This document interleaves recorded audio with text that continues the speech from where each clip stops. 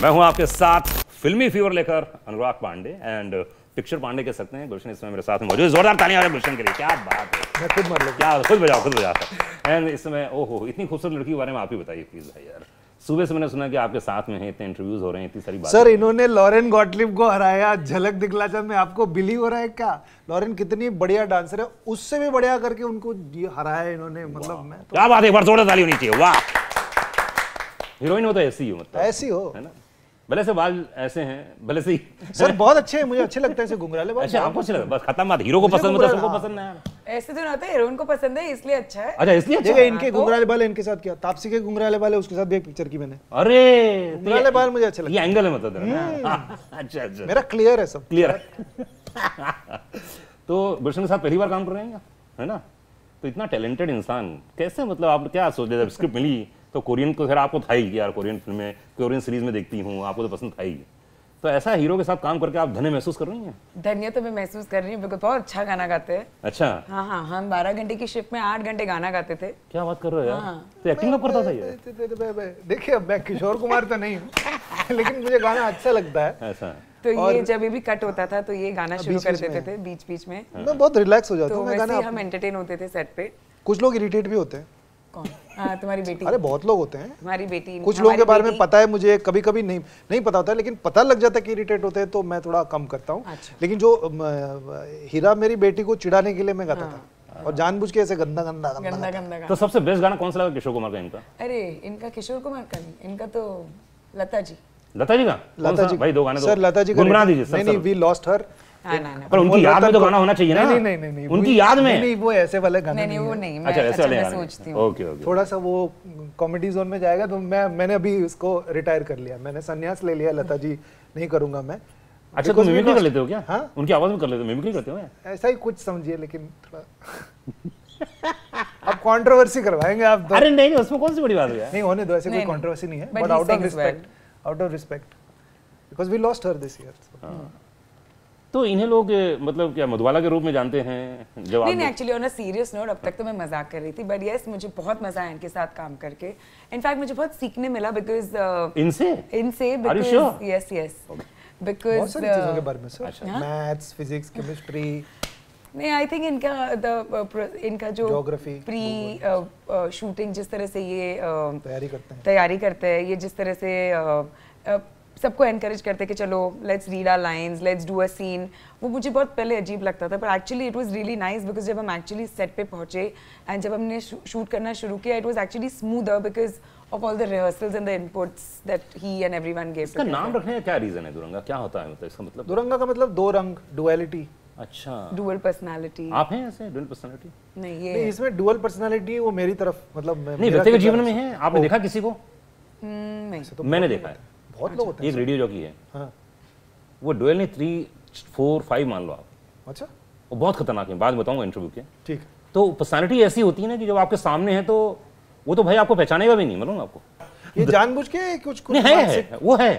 हाँ तो ऐसे तो लोग हैं हमारी इंडस्ट्री में भी है कुछ लोग, जैसे कि वो कभी कभी लगते हैं कि अरे कितना स्वीट, कभी कभी लगता है कि भाई ये कौन आ गया आज, ऐसे भी है। ऐसा होता है? हाँ होता है। आप बनना चाहेंगे डुअल पर्सनालिटी? मैं बहुत खुश हूँ इससे। आप दुरंगी होना चाहेंगे जिंदगी में? होता है देखो, जिंदगी में बिल्कुल नहीं होना चाहता, हालांकि मैं हूँ जेमिनी, जेमिनी को द्वंद्व बोलते हैं, जेमिनी। अच्छा, वो सनसाइन है, बट मैं असली जिंदगी में ऐसे दुरंगा नहीं होना चाहता हूँ। शायद अगर होऊंगा तो आई एम सॉरी, बट मैं सुधार लूंगा अपने आप को।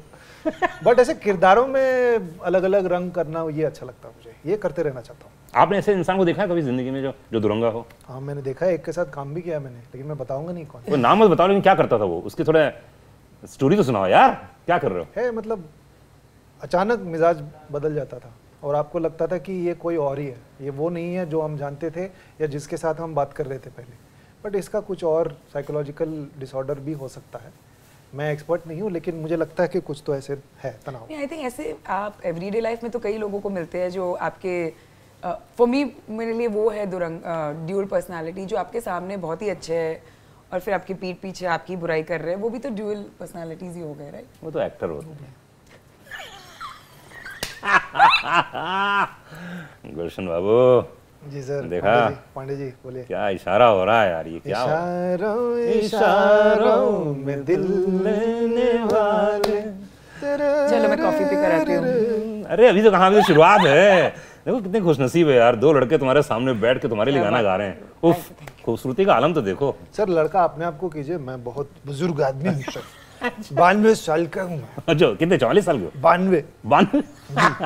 तो इसकी मोटा मोटी कहानी क्या है इसकी? इट्स अ कोरियन शो का अडेप्टेशन जो हमने काफ़ी इंडियनाइज किया है। मोटा मोटा स्टोरी ये है कि ये है एक perfect husband, he is a sculptor, मैं हूँ एक inspector, I am playing a crime branch officer, और मुझे लगता है मेरी आंखों में that I have the perfect life, perfect family, perfect husband and बहुत अच्छे हस्बैंड है मेरी कि जब मैं अपनी पीक थी करियर में तो उन्होंने मुझे सपोर्ट किया, उन्होंने पूरी घर की रिस्पॉन्सिबिलिटी ली। 13 साल से हम शादीशुदा है, हमारी एक छोटी सी बच्ची है, और अचानक एक दिन मैं कुछ केस में इन्वॉल्व हो गई हूँ जहाँ पे it's somehow connecting to him, and इनका एक पास्ट जिसके बारे में मुझे कुछ नहीं पता, और सडनली धीरे धीरे सब रिवील होता जाता है, एंड आई कांट बिलीव कि ये मेरे हस्बैंड जो मुझे लगता था परफेक्ट है, एंड ये वो नहीं है ये वो नहीं है दिखाते जैसे मैंने सोचा था। जिनके साथ मैं घर में रहती हूँ, जिनके बाजू में मैं सोती हूँ, जिनके साथ मेरा बच्चा है, वो उनका ये एक स्टोरी है, एक पास्ट है जिसके बारे में मुझे कुछ भी नहीं पता। तो क्या करोगे अगर जिंदगी में सही में ऐसा कुछ हो गया तो? हाय हाय, ना हो लेकिन मान लो कभी ऐसा हो गया कि तुम्हारा कोई बॉयफ्रेंड बन गया, ओह फोड़ दे। सर ये तो शादीशुदा है, तो क्या हुआ, बॉयफ्रेंड नहीं हो सकता है क्या? नहीं हो सकता सर। अच्छा ऐसा होता है? ये ऐसी नहीं है। अच्छा खुद ही गारंटी ले रहा है ये? अच्छा खुद ही? अच्छा है। खुद ही है, इतना नहीं हो कॉन्फिडेंस? ना, तुम ऐसी नहीं हो। ओ नहीं बहुत प्रेम है, बहुत इनका, हालांकि मैं इनके पति से मिला नहीं हूँ, बट ऐसा? आई थिंक दिन तभी सो रहे थे तो ये मैं सो रहा था, इन्होंने जगाया नहीं, देखिए कितना नहीं, स्वीट मैं आई थी, he didn't, he said you are sleeping so I didn't wake you up है। यार। दिनेश याद है दिनेश? तेरे ऊपर डाल दिया अभी। याद है ना? देख देखो ओए होए। लेकिन आपने भी नहीं जगाया ना, बहुत Sorry, sweet है। but मैं सोने how दिया। can I जानबूझ enter के your नहीं जाना list? चाहती थी वो, जानबूझ के मिलाना नहीं चाहती थी। इतने हैंडसम हीरो से कैसे मिलाएगा? नहीं वो हाँ, भी मेरे बहुत है पति ना। सर, वो भी हाँ अच्छा, वो भी है, मतलब बॉडी शॉडी है, मतलब बहुत हाँ हाँ ऐसा? अट्टा-कट्टा। तो मान लो कभी जिंदगी में ऐसा हो जाए तो आप कैसे टैकल करेंगी? चलो इसमें तो सीरीज है, डायरेक्टर ने लिख दिया होगा भाई ऐसा कुछ करना मैडम, क्या करेंगी आप? नो कन्फ्रंट कर लूंगी और फिर छोड़ दूंगी। छोड़ दोगी? भाई आप क्या 100%। करेंगे? सर कुछ ना कुछ सुझाव तो निकालना ही पड़ेगा ना, कि जो मतलब जैसा आई डोंट थिंक दिखता मैं है। चांस दे पाऊंगी। अब वो सिचुएशन के ऊपर डिपेंड करेगा कि इसमें तो अभी सीरियल किलर ये वो ऐसे दिखा रहे हैं, अब भगवान न करे कि ऐसा हो जाए हमारी जिंदगी ऐसा हो में। जाए तो पता चला हम ही, कुछ हमारे भी पास ऐसे- ऑप्शन है, हम ही मर गए। हाँ वो सिग्नल तोड़ा है, बैंक फ्रॉड किया है, यही संभालना मुश्किल हो जाता है ऐसे। नहीं, मैं एक जानता हूँ, कोई है मेरे पहचान के हैं जिनकी जिंदगी में ऐसे कुछ बैंक फ्रॉड टाइप का, उनकी जिनसे उन्होंने शादी किया था वो निकली ऐसे थोड़े ओ बैंक फ्रॉड टाइप। फिर मतलब मैंने सुना है, मतलब हाँ, तो फिर obviously- क्या हुआ? फिर मैनेज किया उन्होंने? मतलब हो गया ना, शादी टूट गई, डिवोर्स हो गया, बहुत कोर्ट केस वगैरह चला था, तो फिर बाप। जाके सुलझा गया। ऐसा होता है मतलब लोगों की जिंदगी में। मैंने जिंदगी में होता है ऐसे लोगों का। नहीं होता है। मेरी एक फ्रेंड मैं नहीं जानता मैं क्या करूंगा, जब वो होगा तो ऑब्वियसली आपको उसको सामना करना पड़ेगा। हाँ हाउ कैन बी प्रिपेयर्ड? जब होता है तभी आप सोचते हो कि करना क्या है। आप भरोसा करते हैं किस्मत में, लक में, भाग्य में? For sure. लक तो है सर, मैं तो लकी हूँ बिल्कुल। आप भी करते हैं? और ये शादी ब्याह ये सब लक की बात है, किस्मत की बात है? नहीं it's a lot of hard work also. It's सिर्फ लक नहीं होता है, एक हद तक आई थिंक लक लक होता है दैट या, but then you have to work on your relationship. सबसे टफ क्या होता है मियां बीवी की जिंदगी में? ज्यादा अनुभव नहीं है इसलिए बताइए जरा उन लोगों को कि सबसे टफ इस चीज को अगर मैनेज कर लिया तो सब टू कुछ लेट गो, हाँ। छोटी छोटी बातों को लेट गो। सर मैं तो डिवोर्स्ड हूँ, इनका भी चल रहा है। ओके ओके और दूसरी चीज? आई थिंक एक तो लेट गो करना सीखना होगा, एंड एक दूसरे को एक हद तक फ्रीडम देना, स्पेस देना, नॉट फ्रीडम, स्पेस देना। करेक्ट, मैं मानता हूँ। गुड एडवाइस, मैं याद रखूंगा इसको। अब याद रखूंगा, याद रखना दूसरे टाइम के लिए। दूसरे टाइम के लिए है। तो पहली बार से कुछ तो सीखे होगे? बहुत कुछ। क्या सीखा वही एक्सप्लेन कर दो भैया, यही कि सब हमारी जनता ना करे वो। सिर्फ मोहब्बत से शादी नहीं चलती है सर, शादी एक रिश्ता है, उसको निभाना पड़ता है। You have to always be ready to negotiate with each other, वो बहुत जरूरी है। सिर्फ प्यार से नहीं, प्यार तो अभी भी है, मतलब जिंदगी भर मरते दम तक कर सकते हो, लेकिन साथ में जीना बहुत मुश्किल हो जाता है कभी कभी दूसरे वजहों से, मतलब सर्कमस्टेंसेस की। तो क्या क्या नहीं करना चाहिए पति पत्नियों को? जैसे उन्होंने कहा कि लेट गो करना चाहिए, एक तालमेल ढूंढना चाहिए साथ में, कि और एक इच्छा होनी चाहिए कि दोनों की तरफ से इच्छा होनी चाहिए कि नहीं ठीक है कुछ मुश्किलों का सामना हम करें। कभी कभी हालात ऐसे होते हैं, हालात की वजह से भी मुश्किलों का सामना करना पड़ता है। ये कुछ पर्सनैलिटी की बात नहीं होती, कभी कोई फाइनेंशियल डिफिकल्टी से चल रहा है, कहीं किसी की जॉब ठीक से नहीं लगी है, कि नहीं तो हेल्थ की वजह से भी काफ़ी सारी डिफिकल्टीज आती हैं। इन वक्त पे इट डज, मतलब अपने दूसरे पार्टनर को काफ़ी टेस्ट करता है वो, क्योंकि उन्होंने नहीं सोचा होगा कि हमने इनसे शादी किया, अब ये इनको कैंसर निकला, अब ये 3rd स्टेज में है, अभी हम क्या करें, हम अभी भी यंग है, मैं 30 साल की हूँ, 31 साल की हूँ या 26 साल की हूँ, सो मेरी सारी लाइफ मेरे सामने पड़ी है. These are questions that you have to think, and if there you have to try and find a way to resolve them and to come to terms with what your reality is. You have to do your best. What is the right thing to do? ये हर वक्त अपने आप से पूछते रहना चाहिए. And I think एक और, I mean on a serious note, if we are talking, then मुझे लगता है कि एक couple को I think should find certain things that they can do together. Like a common interest in certain things always like gets them together to spend more time together. तुम्हारा क्या है? Workouts. Okay. And travel करना. Okay.